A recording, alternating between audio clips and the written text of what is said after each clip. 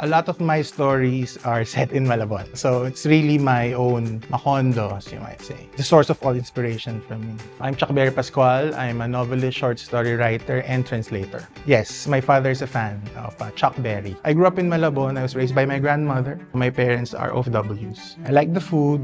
Binabaha kami lagi. That kind of reality na if I have, let's say, a 3 p.m. class and the calendar says that there's a high tide for that day and that the tide will rise at, say, at 8 a.m., I will have to leave the house before 8 a.m. just to attend my 3 p.m. class. So that kind of life. I can't say that I had an easy life, but I was able to survive because of, I think, humor, which mostly comes from my family. Humor is a big element in my work. I tried to write detective fiction in The Vanished, but I tried to make it funny.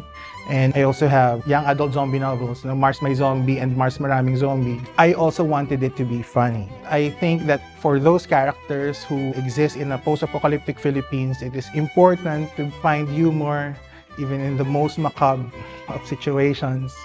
Kasi otherwise, we would not survive.